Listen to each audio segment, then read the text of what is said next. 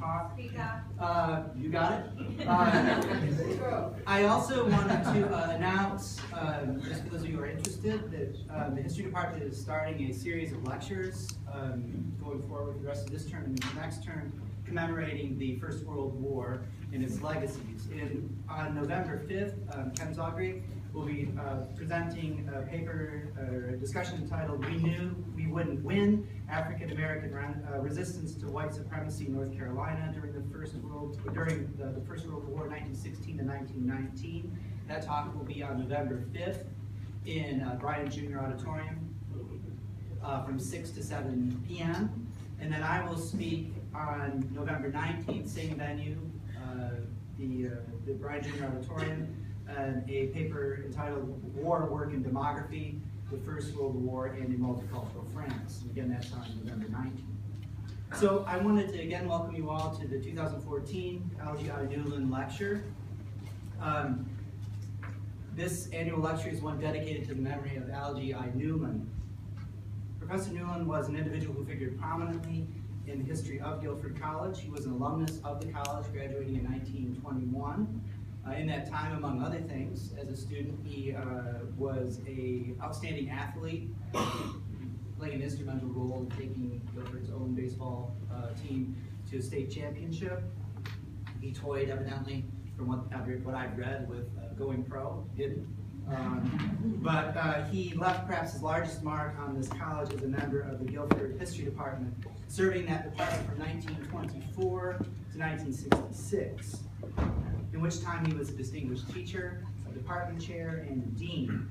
Among other things, he played an active role in integrating Japanese American students into college life during the Second World War, and played a role in seeing African and African American students into the college in the waning days of segregation. He was also an active researcher and writer, penning works especially devoted to local history. Today's speaker, Professor Timothy Kircher, is himself a distinguished member of the Guilford History Department, and he is truly a scholar-teacher. He holds a PhD from Yale University, and as a teacher, he's taken up a wide variety of subjects, from the cultural history of ancient Greece, to the medieval civilizations, to the Elizabethan age in Britain, to the Renaissance in Florence, and to the Protestant Reformation. As a scholar, his interests have stretched from the Protestant Reformation backward in time to the Renaissance. He has published widely in his career as a scholar. His most recent books are Living Well in Renaissance Italy, The Virtues of Humanism, and the Irony of Leon Battista Alberti, and The Poet's Wisdom, the Humanists, the Church, and the Formation of Philosophy in the Early Renaissance. Among these titles, he's also published numerous essays and reviews in scholarly journals and in edited volumes. At Guilford, he has served the college as a professor of history, as the chair of the history department, and as the chair of the humanities division, among other positions. He also serves his discipline of history and his field of Renaissance history as the president of the Boccaccio Association and as a representative to the Renaissance Society of America. Tonight, Tim will deliver a talk entitled "Now You See Me: Hiding and Seeking the Truth in the Renaissance." This talk reflects Tim's latest line of research into humanist scholars and their contributions to philosophy, and is part of his larger emerging book project entitled "Before Enlightenment: Masks and Meaning in Renaissance Humanism." Please welcome Tim Kircher.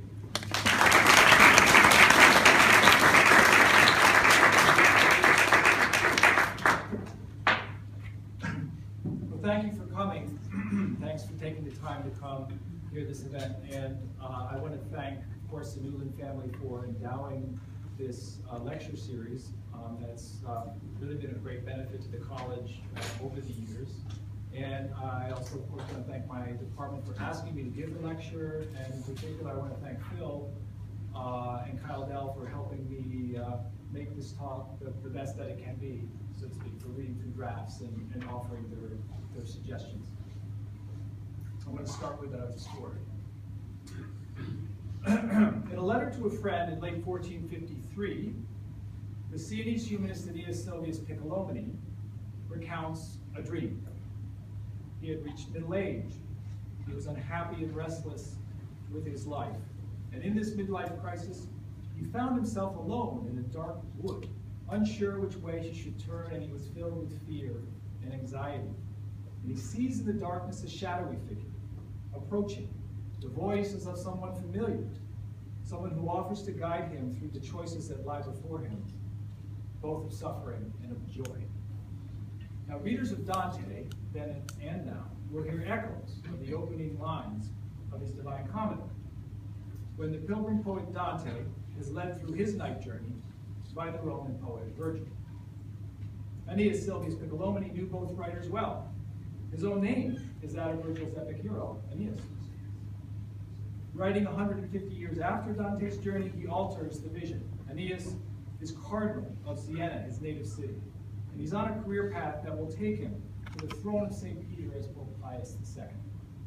He's active in church affairs. He composes love stories and plays, learned letters, and high-sounding speeches, and he's immersed in the study of classical literature in a way that Dante could have only imagined. He would, as Pope, write histories of Asia and of Europe, the first of their kind, exploring relations between peoples, Christian and Muslim, in the cataclysm that followed the fall of Constantinople, the capital of the Eastern Roman Empire, to the Turks in 1453, only a few months before he records his dream. The figure he encounters in his dream is no Virgil, no epic poet, but a saint, Bernardino of Siena, the Franciscan friar who was recently canonized. The future pope and present saint discuss their next steps when they are joined by a third character, a friend of Aeneas, who has just come from Monte Cassino, which is the site of one of the oldest Benedictine monasteries in Europe.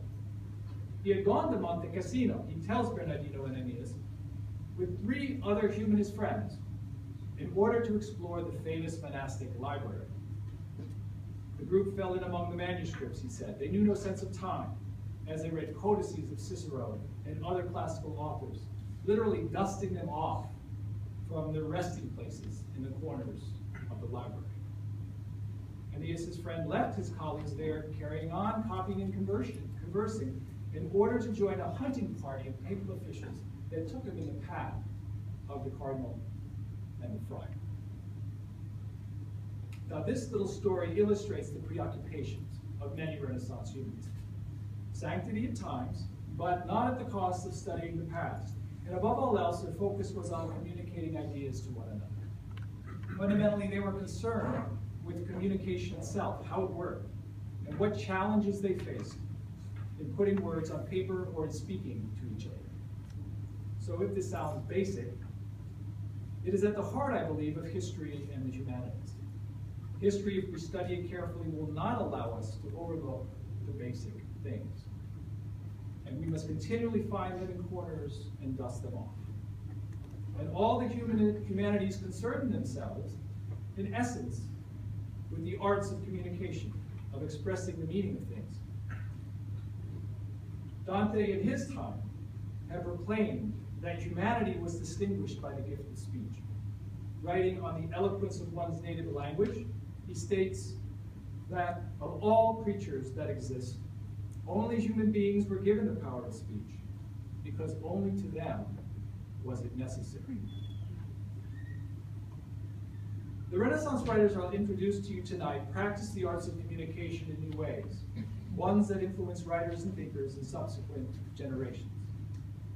One of the most significant ways that they practiced communication is that they wrote about how the truth of things was often hidden. And that in writing about this, they often practiced hiding the truth themselves. Now this appears to be a paradox, contradiction. But it is an intriguing one, a playful paradox, and is historically significant. Renaissance is a French word, meaning rebirth, as many of you know. It was coined in the 19th century by French historians trying to describe what happened in Italy 400 years earlier. These historians accepted what Italian writers from the 15th century often proclaimed, that they were recovering classical antiquity and bringing it to life again. 15th century writers wrote of awakening the classical authors from a long sleep. Cicero, the Roman orator and philosopher, was like Rip Van Winkle.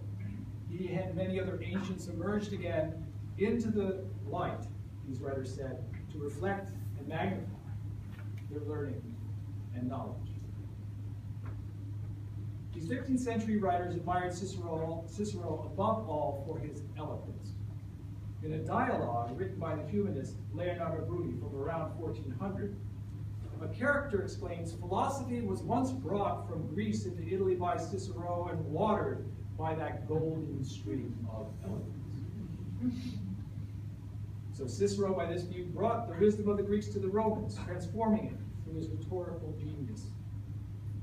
As an orator and a writer, Cicero was a grand communicator, discoursing on statesmanship and moral virtue. Renaissance humanists adapted his style of writing and also his style of life.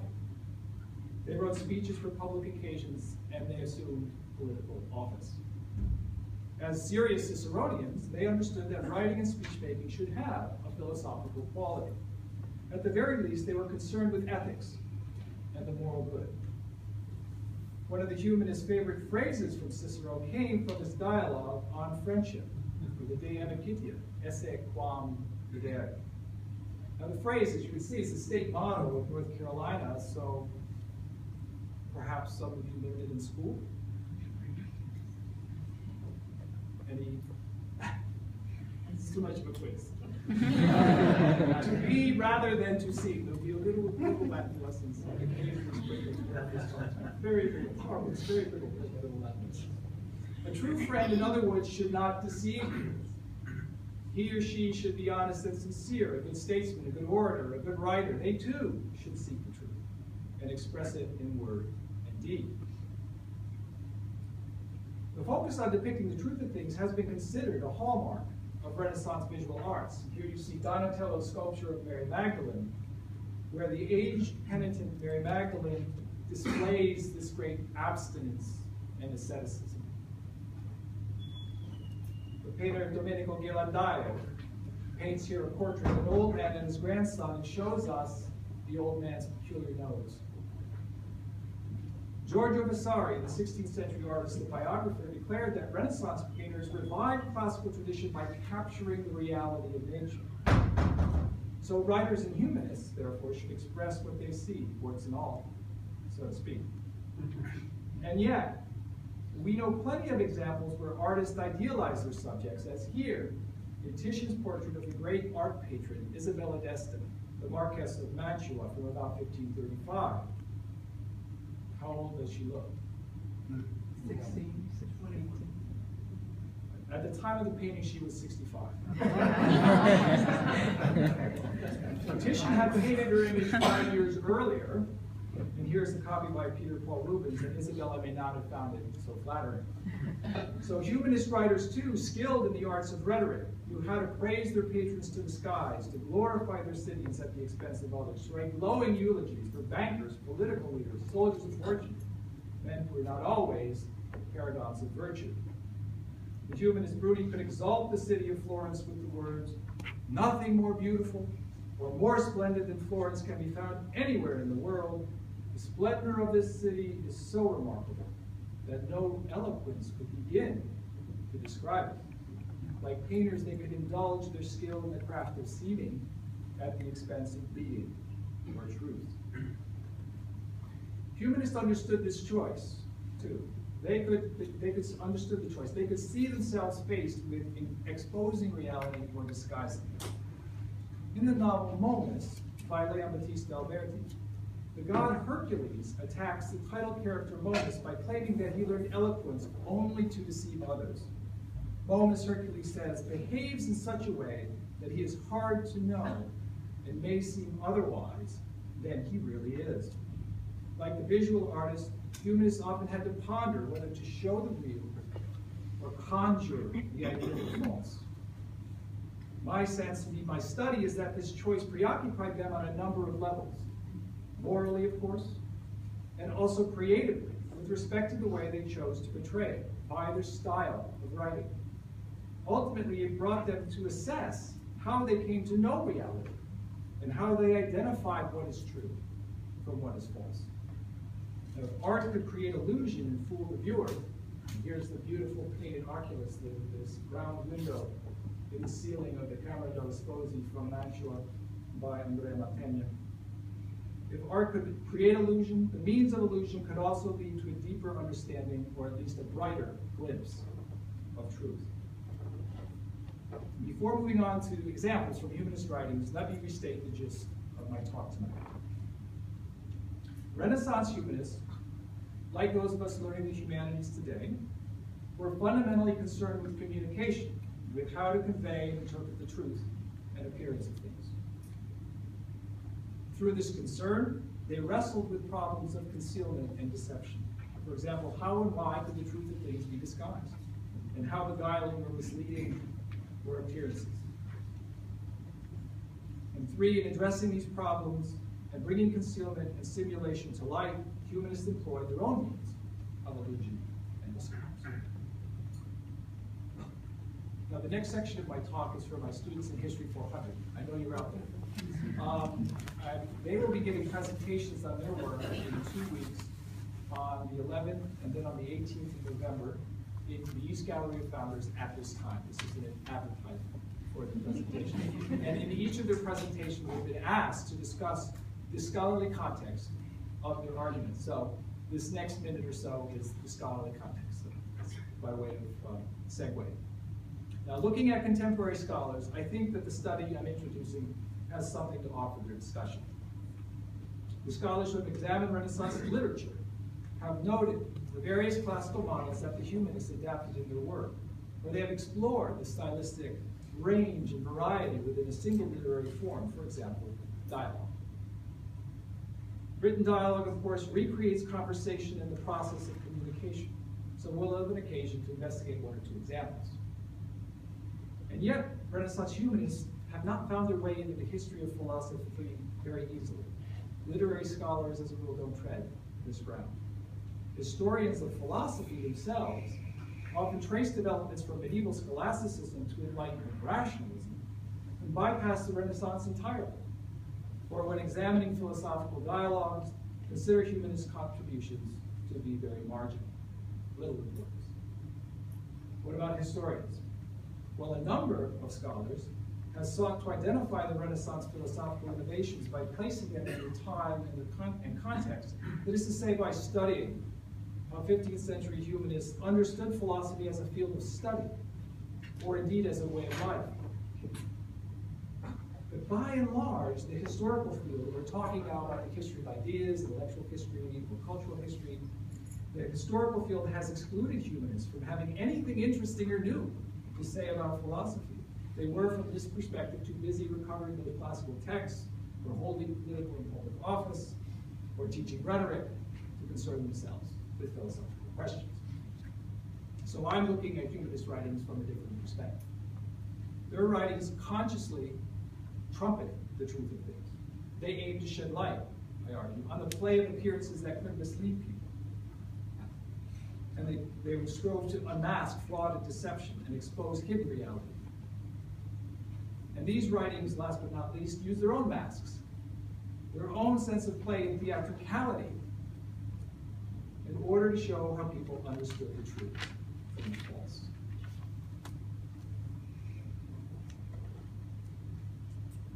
There are three humanists I'll discuss this evening: Leonardo Bruni, Poggio Bracciolini, and Leon Battista Alberti. They knew one another, and each of them grappled with the problems I just outlined. Bruni and Poggio were part of a humanist avant-garde that combined the recovery of classical texts and languages with political and ecclesiastical office. Bruni, this is how famous he was, he has his beautiful tomb sculpture by Bernardo Rossellino in the Franciscan church in Florence. Bruni worked for 5 different popes before becoming Chancellor of Florence, a post he held for the last 17 years of his life. He wrote widely letters, translations of Plato, Aristotle, and Greek church fathers into Latin, biographies of Aristotle, Dante, Petrarch, and Boccaccio, primers on moral philosophy and education, and not least, a multi-volume history of Florence, all while holding these different offices. Amazing. Based on the number of manuscripts of his work that survive, he has been called the best-selling author of 15th century Europe. Wow. Poggio, here's Poggio's likeness from a manuscript of one of his later works. Kircher was the greatest book hunter of his day. He scoured monastic libraries throughout Europe, including England, for classical manuscripts, in a way that Aeneas Sylvius Piccolomini described in his dream. His handwriting as a copyist, look at that, huh? Beautiful. His handwriting as a copyist became the standard humanist script and the source for the Roman printed font after the advent of printing in Italy in the 1470s. Like Bruni, he served as papal secretary before becoming Florentine chancellor at the end of his life. He wrote volumes of letters and dialogues, all in Latin, and he continued Bruni's history of Florence. The youngest of our three humanists, Alberti, this is a self-portrait medal that he made around the age of 30, was born in Genoa to a distinguished but exiled Florentine family. He was trained in canon or church law, and he held a number of positions at the papal court. While he admired his elder colleagues and shared their passion for classical literature, he differed from them in at least two major ways. First, unlike Bruni and Kircher, he wrote important works not only in Latin but also in the Italian language, and he sought a wider audience for his writings outside the humanist elite. Second, he was engaged by the visual arts, as you can see. He wrote the first systematic treatises on statuary and painting, and an extensive treatment of architecture. Now, each writer, Bruni, Kircher, and Alberti, has individual merits, while sharing common cause in what was called, at the time, humanities studies in Latin, the Studia Humanitatis. All devoted themselves to the arts of communication, and they all wrestled with the question of seeking and hiding the truth. The struggle with finding the truth, as far as I know, makes their writings different from any of the classical sources they admired. So even as these writers revived classical literature, this revival involved adapting and revising these old writings. Their devotion to the communicative arts, the humanities, led them to confront the issue of false communication, deception, hypocrisy in a new way. And we'll look at writings from each of them that relate to this issue. As you can see, Bruni's speech against hypocrites.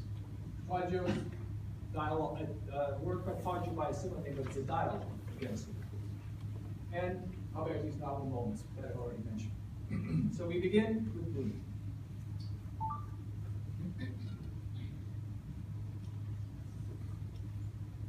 In his speech, Bruni calls hypocrites malevolent actors on the cultural stage. He uses his knowledge of classical languages by asserting that the word hypocrite means actors and mimics, bearing the masks of other people. And I've added the Latin phrase alienarum personam. Come back to that. But while actors, he says, try to delight their viewers, hypocrites seek to deceive God and humanity alike by wearing these false masks, alienas personas. Now, focusing on the word persona, Bruni cites its use in theater as the actor's mask. Now, some of you know, many of you know Shakespeare's plays often call their cast of characters as dramatis persona, persons of the drama. But with hypocrites, Bruni notes, it is often difficult to see that they conceal the truth. He says, "You once deceived me, who believed and placed my trust in you." Now his words aim to identify and unmask their deception. What a difference, he says, between your face and your intention. He speaks first and foremost to the clergy, he says, who put forward a false sincerity. Like all tricksters, their words contain nothing straightforward, nothing true, nothing sincere. Bruni's language will therefore possess a power that reveals the truth. His words would disclose the disguise and illuminate seeming and fraud. If you deceive me once, he says, you are to be stripped and scourged by the lashes of my speech. When he adopts the language of the clergy, he indicts, he attacks, and reminds them of their judgment after death. Oh, he says, what a bitter day it will be for you when before that tribunal, with your mask removed along with those clothes with which you cover yourself for the sake of deception, all your vices and crimes will present themselves to that eternal judge. Two aspects of Bruni's humanist language stand out. First, his words declare the truth of hypocrisy. They show the persona of the hypocrite to be put on. Like the divine judge, they will disclose hidden reality and reveal its objective nature. Second, this language comes from and speaks to a personal relationship between Bruni and his audience. In this speech, Bruni addresses the hypocrites themselves using the first and second person, I and you. He also speaks to a wider audience who share his concerns about deception. Modern philosophy has a term for this quality that it's called intersubjectivity, or it has an intersubjective quality. It shows how people perceive the world according to time, place, and audience. Our next two humanists, Poggio and Alberti, will carry on and elaborate these two aspects of Bruni's language, the declaratory, to reveal the truth, and the conversation that speaks between, that addresses the relation between speaker and audience according to time and place. They respond to Bruni's thinking about hypocrisy in a conversational and intersubjective way.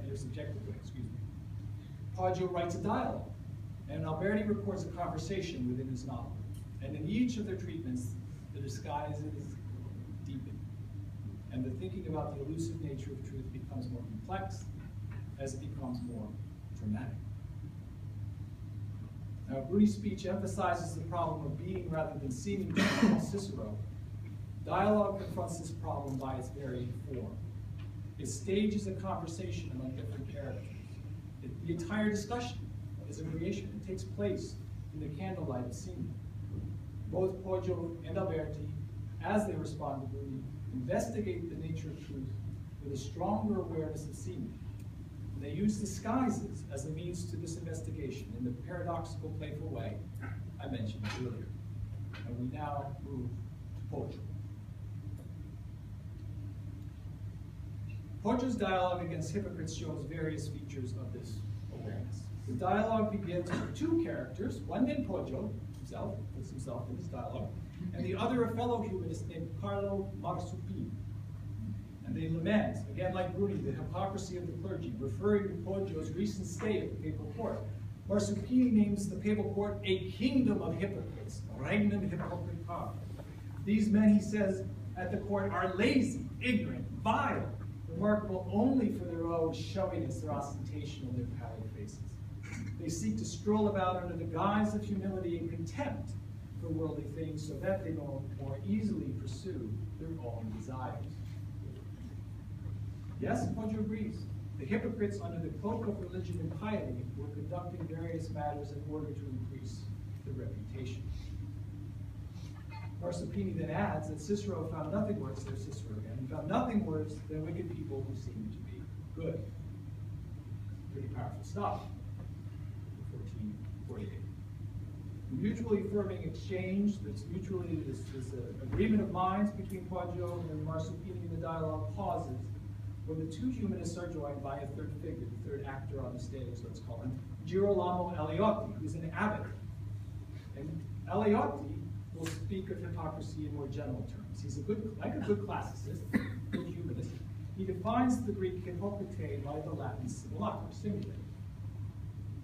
And he agrees with Marsupini's definition that hypocrites are those who aim not to be, but to seem good. So there seems to be a harmony of minds, a general concord, as Aliotti aligns himself with the views of Bruni and with the humanist definitions that contrast being and seeming.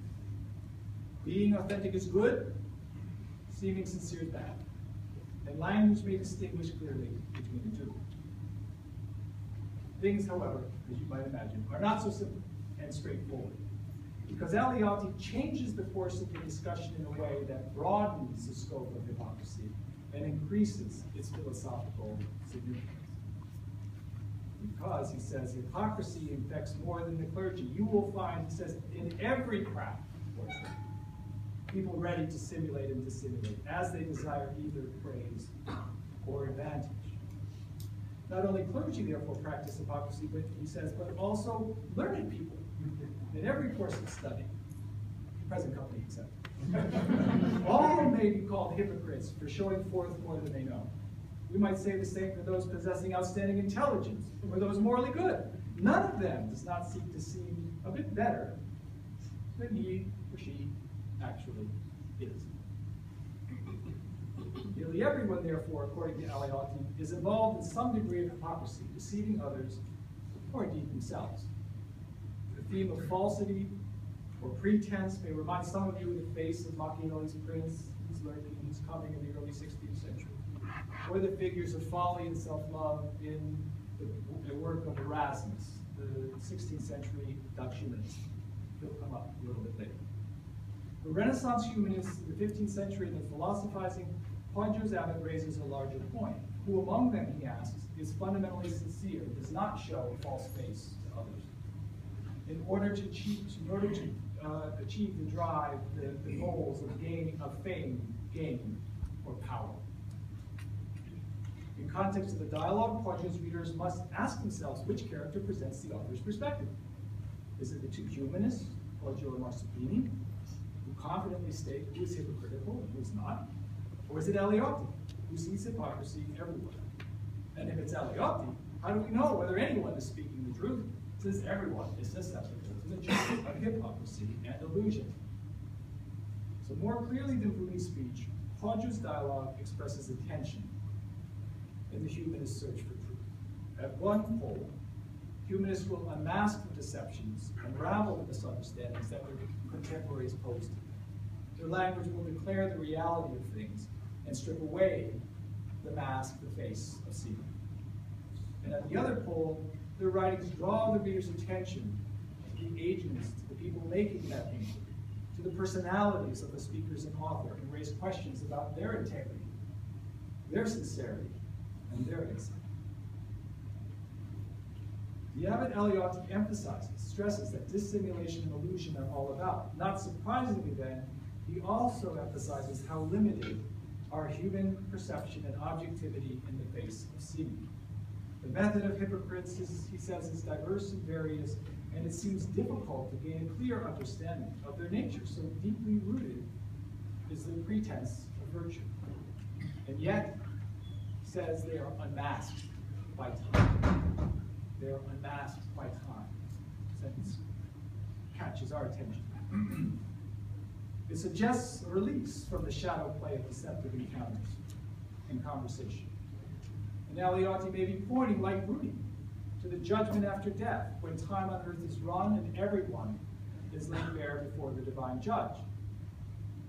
Similar to Bruni, Aliotti imagines the treatment of hypocrites in the afterlife, and he tells the humanists it's a tale of what happens to hypocrites in the afterlife.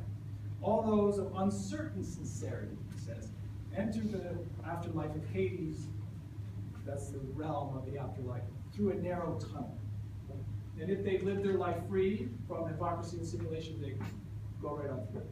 They're not injured. But the hypocrites are lacerated, torn apart by the sides of the opening of this tunnel, so that they enter with their skin torn to pieces and mangled. They're flayed. In other words, their false masks, their personae are destroyed, and they feel more bitterly the cold winds of Hades. It's a colorful vision, and it highlights the uncertainty about knowledge and even self-knowledge. It surrounds with doubt the more confident assertions that Bruni proclaimed, and also that Poggio and Marsuppini put forth in the dialogue. Aliotti places in question the ability to see and express reality objectively. Poggio's dialogue, with this exchange of viewpoints and shifting perspectives, displays how personalities, both among the observers and the people observed, color and shade meaning. The deeper truth of the dialogue, as a response to Bruni, is that the truth of things is marked by time. Marked not only by the passing moments of human life, but also by truths of timeliness. Meaning may become clear in time. It may assume form and appear to those who perceive it. That deeper truth is another way of reading Aliotti's sentence that hypocrites are unmasked by time. The form of the dialogue has what literary scholars call narrative or narratological time. The characters, and by extension the readers, can reconsider their perceptions as they exchange views. Now, many of you have read Platonic dialogues. And you know that Socrates often persuades his conversation partners in the dialogue of Plato to abandon their previous positions they start out with. And since he reveals their confusion by questioning them. But these reversals tend to confirm the authority of Socrates as a wise man, or at least a wiser man than his conversation partner. These humanist dialogues, however, lack this stable point of reference. In fact, they can showcase the questionable nature of humanist authority itself by putting on display how the voices shift over time in the face of alternative perspectives. Come now to the third of our humanists, Albert. He was the most engaged by the ways that seeming effects indeed plays with the understanding of truth and reality. In his treatise on painting, and here is a drawing by Albert Schmüller from the 16th century of his design of creating linear perspective for the artist by representing a three-dimensional space in a two-dimensional plane. In this treatise on painting, he outlines this system. So the realism of Renaissance art, like that of dialogue, is a construct. It's illusion, or play world, that mimics reality. Now, he wrote his novel Moments around the time of Poggio's dialogue, in the late 1440s or early 1450s, more likely before. The scholars have often read the dialogue also as a satirical allegory on the papacy, as a type of representation of the papal court. By this reading, the figure of the royal god Jupiter, king of the gods, stands in the pope. And the gods and goddesses surrounding Jupiter represent the papal court. And all the mortal earthlings who are praying for the god's favor are you and me, the lady. And at the center, the novel explores the pervasiveness of falsity and hypocrisy. Since its title character, Moments, the title character, he's the god of fraud. He's always fooling others and even himself. In the final part of the novel, the fourth part of this novel, the pace of folly and illusion gets faster and faster, and delusion darkens. The gods, this is the plot, the gods as a group secretly visit the earth to see how the mortals honor them. They disguise themselves as their statues in a theater that people have constructed to worship. However, drunken passersby, drunks walking by, urinate and defecate on their statues. In reality, the gods in disguise. And the leading drunk, an actor, not that all actors are drunk, the leading an actor, he praises the god's stupor for saving him from thieves. When the actor sees in the theater the soul of a former friend who's returned from the afterlife, the friend has died, he's come back into the theater, he attacks the soul, for it seems to him a bad actor trying to play his friend on stage. The gods burst out laughing, and their laughter incites a windstorm that topples the theater, and the gods are all bruised and battered. How do we make sense of this? It's hard to think of any straightforward allegory from this topsy-turvy setting. The only certainty is uncertainty. What seems to be true may not be true even in religion. The statues of the gods are the gods themselves, pretending to be statues. And they're mocked by drunken mortals. So, the clue to help us get our hands on the novel's meaning, what does Alberti say? May be found in a dialogue, I mentioned it, a dialogue in the scene, between two characters, Galastus and Charon. Charon, you may recognize the name. He's the mythical ferryman from Greek mythology who transports souls across the river Acheron into Hades. And Galastus is a philosopher who has died, and he's too poor, not that all philosophers are poor, but he's too poor to pay for his crossing across the river. And he agrees to show Charon life and earth as payment for his fare. So the two discuss the nature of life and learning. And when Charon sees the theater, he asks Galastus who benefits from the performances there, from the spectacles. And more pointedly, who asked poets, that is, dramatists, how to live, rather than philosophers? Scholasticus replies, what you hear with pleasure from the poets or dramatists, you understand more readily, you internalize more deeply, and you remember with greater tenacity. This exchange demonstrates a new way of humanist philosophizing. A philosopher, Scholasticus, praises poetry or drama as the best way of understanding how to live. So the character points back, in a sense, to the novel as a whole, poetry, with all its seeming and fragile elements, as the source for grasping the truth of things, ethical truths or otherwise. And with respect to poetic images, Kircher tells Scholasticus a myth about human society that he heard. He says, well, not from a philosopher, but from a certain painter. Right, so you tell me about poets, I'll tell you about painters. For, he says, by himself this man saw more while looking at lines, remember the grid, than all you philosophers do when you're measuring and investigating the heavens. So what's the vision, right? Well, wait, what's the vision that Kircher heard from this painting, from this painter? He uses the traditional image of the hill of virtue. And here is a rendering of that image a bit later from the floor of the city's cathedral in Siena. People climbing the hill from fortune at the bottom up to wisdom, sapientia at the top. So Kircher talks about this image he hears from the painter. Most people climbing the hill stray off the path, he says, to the summit. Since they, at their origin, this is a myth of origins, were originally made of wax, people were made of wax, their wanderings through the brush disfigure their faces. And when they meet up with one another, Kircher says, they put on masks, there's the word personas again, fashioned to look like other people's faces. They wear these disguises until their final breath. Only when crossing into the world of the dead are the masks removed and be dissolved by the river Akron.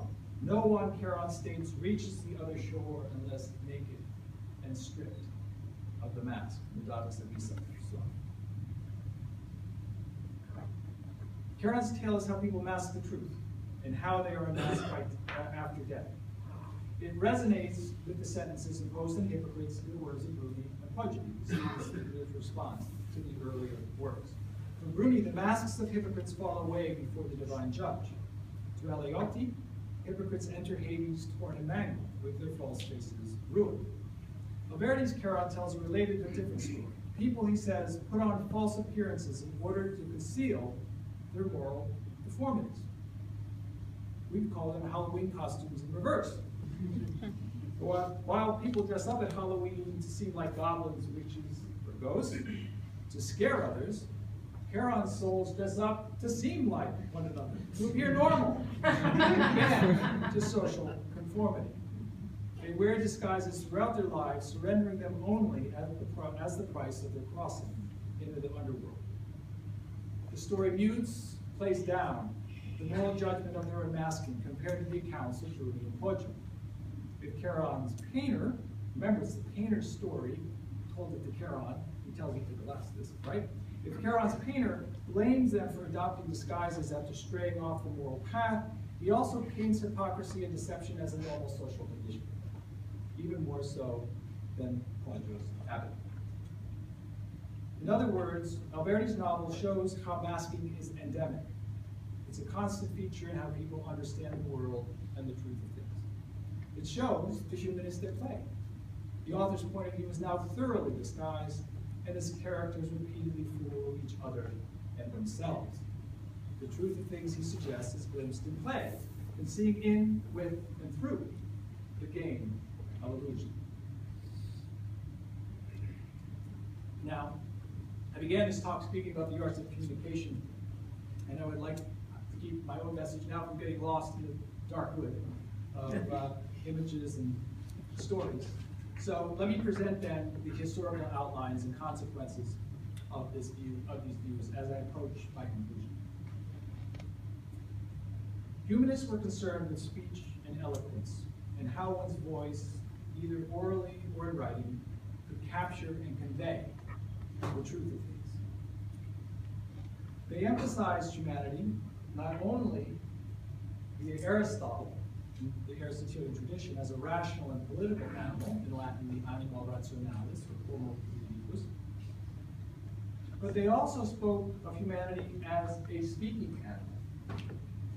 People are gifted with speech, remember, from Dante, or the homo loquens. If speech could be used to deceive, it could also be used to unveil deception and disclose the truth of things.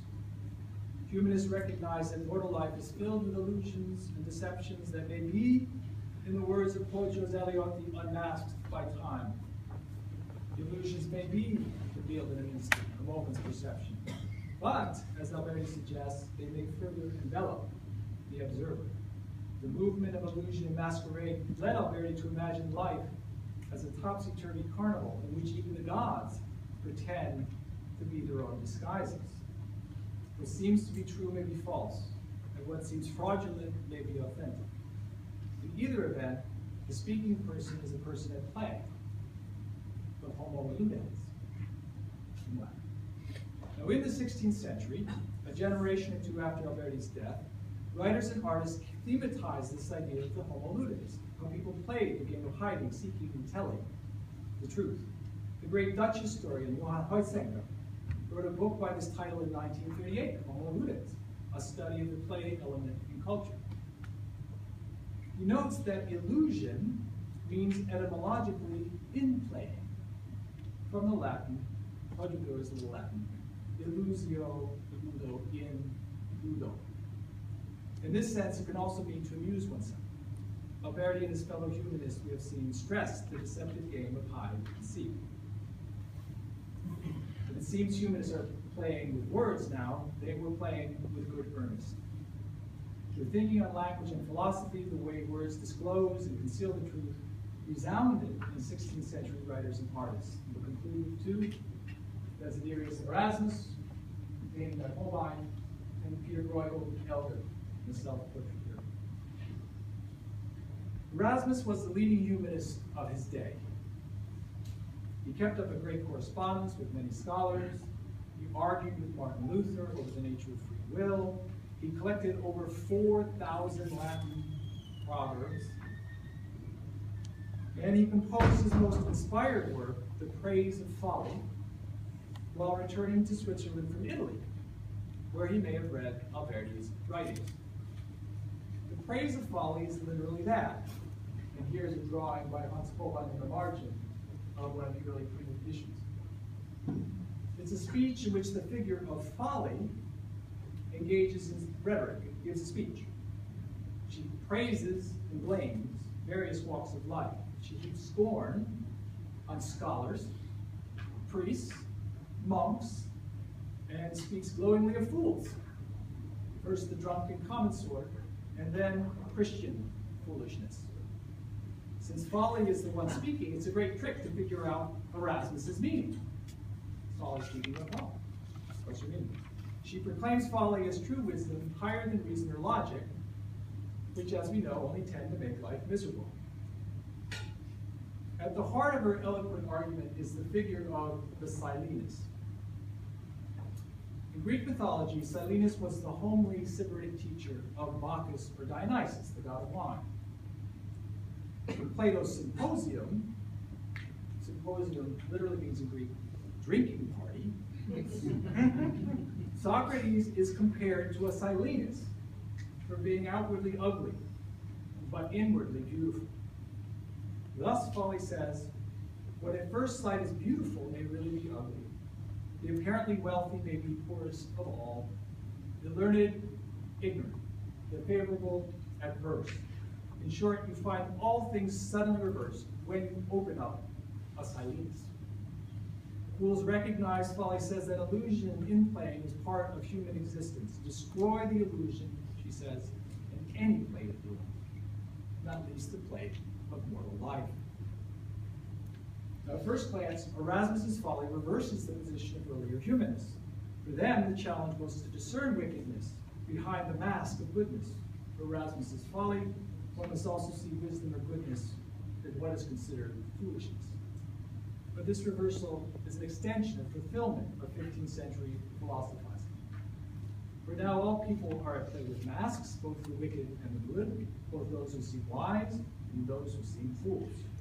Wisdom, it appears, comes from living and knowing the folly of life, its masquerade in all its colorful and chaotic splendor. And that's what's on display in Bruegel's Proverbs. Painting called Proverbs. Life is a carnival full of masked meanings. Bruegel painted these lively images based in part on the Proverbs that Erasmus had collected. He was using Erasmus's work. Look at this first example. Do you see any Proverbs here? Any Proverbs? Armed to the teeth. And this is an old one. Belling the cat. Oh, yeah. Some of folks in my generation recognize that. Trying to do something very difficult. Tie a bell on a cat. You ever tried to tie a bell on a cat? That problem. Now, most of the images are devoted to acts of deception or self-deception, deeply rooted in Flemish life. To put a false beard on Jesus is to play the religious hypocrite, something we've been discussing in all the humanist works. And at the center of the piece, a wife dresses her husband in a blue mantle, and this is understood as deceiving him or playing him for a fool. Influenced by Renaissance arts and letters, Bruegel's perspective toward his characters is at a distance, we might say telescopic. Viewers may adopt the distant vantage point and feel apart, distant from the march of folly. And like Bruni in his speech against hypocrisy, they may decry the deception that people play on each other and rejoice in its exposure.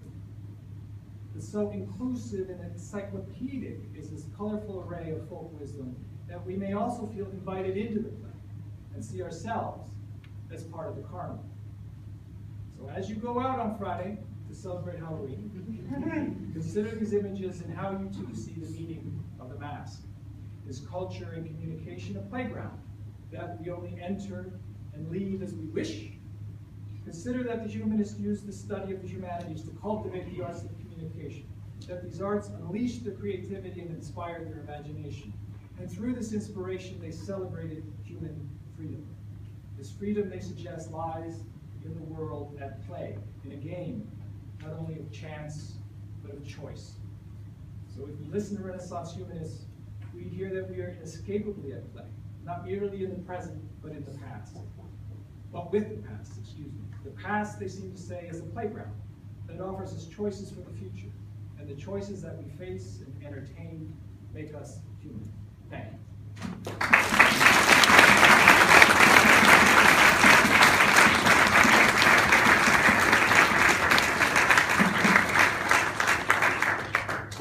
So Tim has some time for some questions. Tim, do you want to field the question? Or do you want me to say it? That's fine. Okay.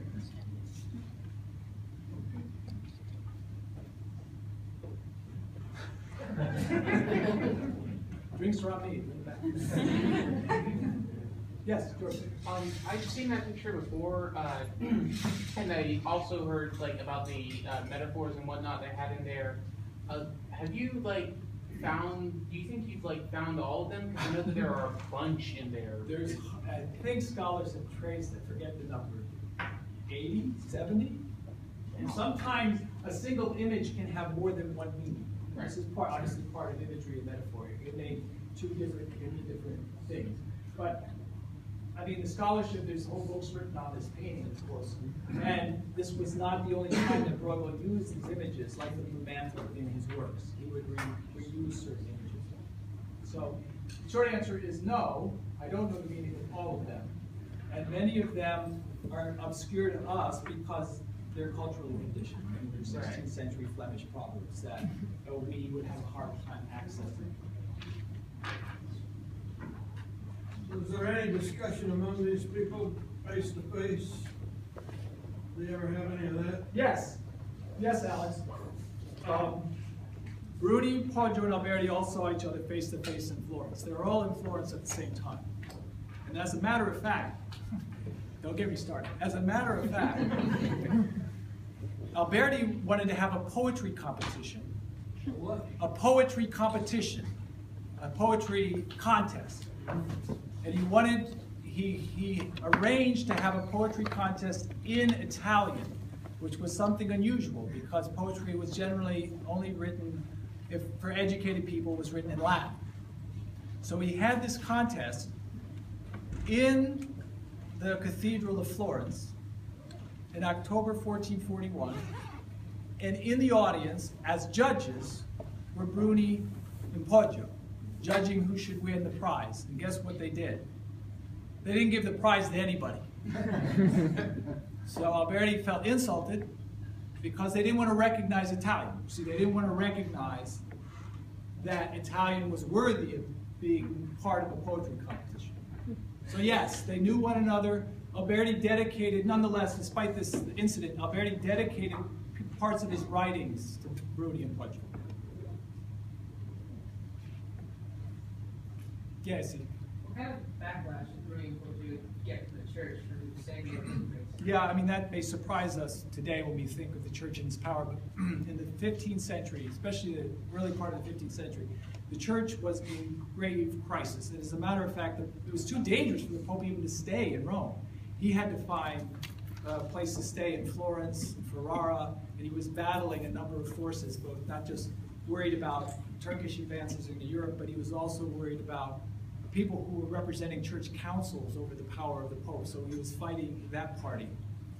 And so this was a time then of relative freedom, you might say, of freedom of expression, because there wasn't any inquisition, there wasn't any persecutorial office that there would be later on in the 16th century, when the papacy had gotten back to Rome. And most of the great buildings we see in Rome today, I mean, from that time period, they're 16th century buildings. Very few of the monuments you think of in Rome, in terms of Renaissance monuments, they're almost all Baroque, 16th century. Very few 15th century buildings. They had just started the program under the humanist popes, like us, of rebuilding Rome. Yes? Yeah. So, I wonder whether you could say more about what marks the shift that you diagnosed where dissimulation was considered vicious, right? And then the shift to, well, now it's actually, when we have conversations, there's a play, right? So that, because when I think of play, I think of various games where misleading people got your attention is part of the point of what it is to be successful in a game. Right. So poker is a great example, but really any sport, right? You're not supposed to let people know what you're doing. Right. And you're a good player when they are tricked. Right.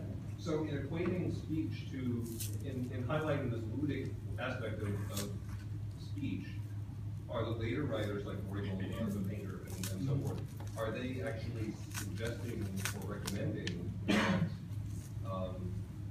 successful speakers are like successful game players in that sense? That we I think treat they're torn. communication as a game, Yeah. right? That Yeah. it isn't, that it's not a vice to deceive or dissimulate or to mislead people about Right. our true character or words or whatever. It's a great question. I'm trying to think in my mind where to begin. Let me begin with this, in that I think they were torn. I think that they saw that language had the power to illuminate as well as to disguise. And so they recognized that it could be a game, but it could be a game through which people take advantage of each other, right? And so I would say the earlier humanists, I'm going to make great generalizations here, but the earlier humanists, the earlier generation, particularly Bruni, they really didn't like this whole idea of dissimulation. And Bruni almost rarely used it in his work. He only really talks about it in a bad way, in a negative way. As a matter of fact, he has trouble with irony. So Socrates and Plato to him are inferior to Aristotle, in part because of that. Because Socrates is using irony, he's using it as a deceptive mode of pretending to be ignorant. And that to him is not good the good way that philosophers should speak. So he is much less comfortable with it. But I think that beginning with Poggio and especially Alberti, they understand that humanists are doing this all the time, that people are doing this all the time. So humanists are they're only one players in the game. So they may think they're masters of the universe, but there are other masters, right? Turning them into puppets too, right? And pulling them to their own ends. So we get into a much more of a Machiavellian world, where, you know, if you're advising the prince, how truthful can you be? And as a matter of fact, the Momus, there's a whole political dimension to the Momus, where Momus, the god of fraud, gives Jupiter books on the art of ruling. It's what's supposed to read, right, from those books. And the question it ends with, should a prince be feared or loved? It's the classic Machiavellian question. There's no answer in Momus, but the question is there, right? That's a sort of a longer answer. In the 16th century, of course, one could go in many different directions. One could go with Jesuit casuistry, right? In that you can tell somebody something, but your intentions are good. You may tell them a lie, but you're doing it for good reasons, right? Right, right. And then where does that? And that, of course, is very an important topic in the 16th century. So I think it grows, develops in the 16th century. What surprises me is I haven't found it thematized yet. I'm waiting for a classicist to correct me. I haven't found it thematized yet in classical dialogue. And that's why I think it's important.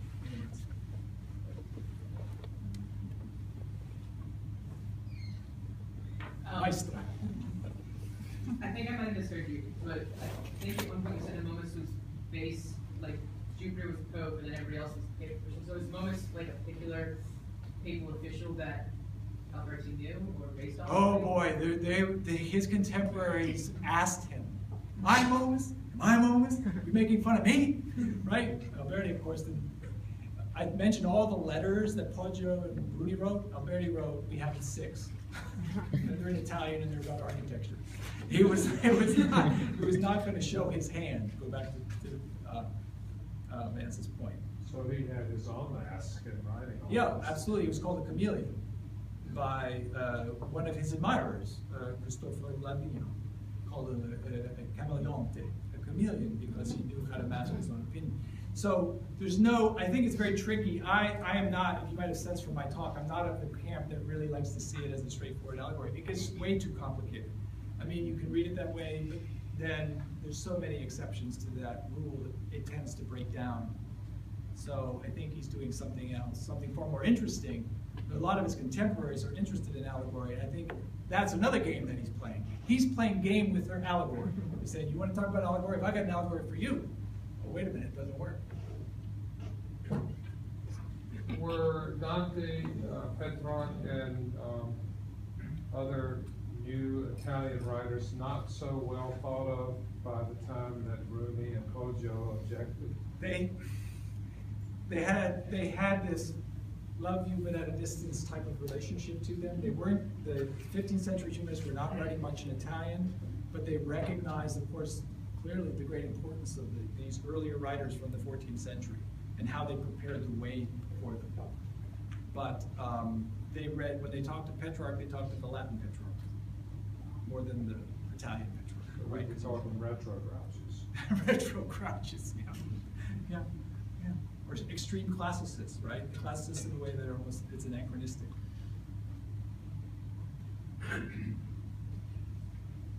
I've exhausted your patience. I thank you for your patience. Just one more. Oh, there's one more? So, in modern terms, we seem to use hypocrisy in a pretty specific way. And I thought, as I was listening to your talk, that it sounded like those guys were using hypocrisy to mean sort of any dishonesty.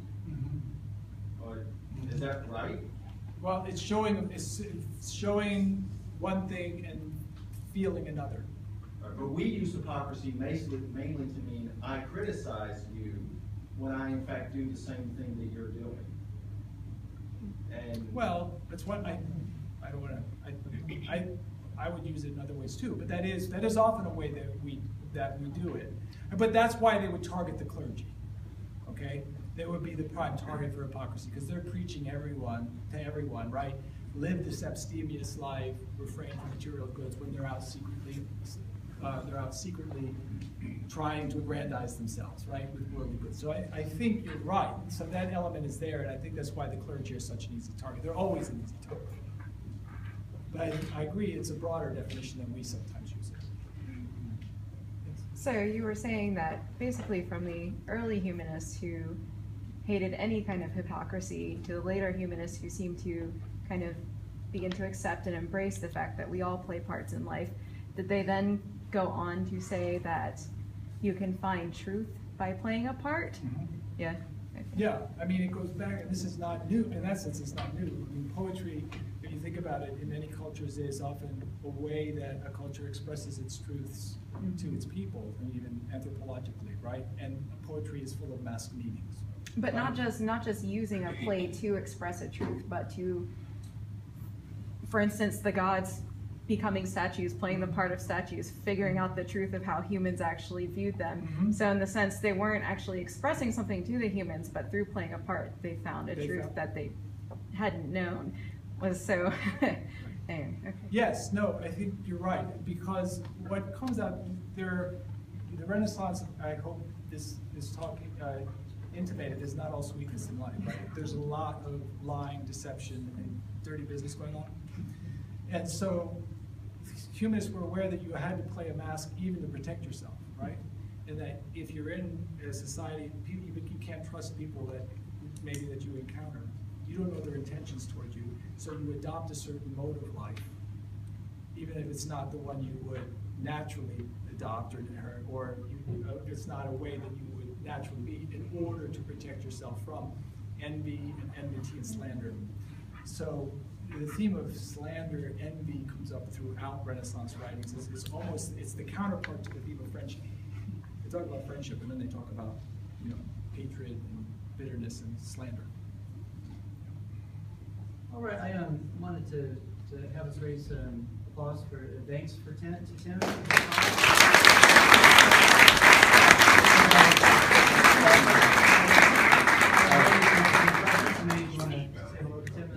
But thank you for your attendance. Right. In History 400 students, you have your papers. Leslie has your papers.